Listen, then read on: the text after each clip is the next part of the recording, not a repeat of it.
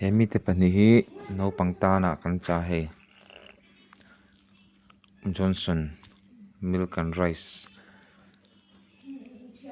kile baby lotion ania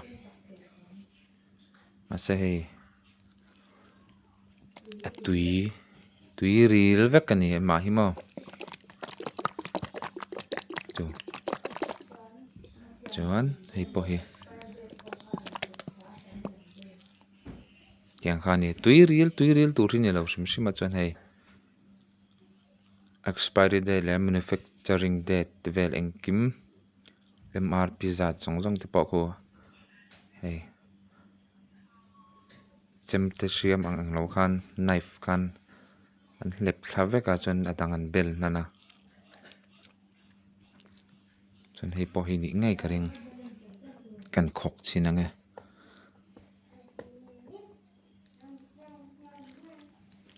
hei pawh hi ni thau khu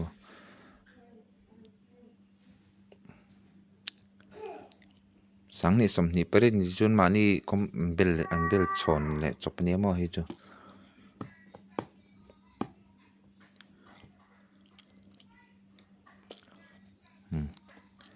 ni le thau hi hei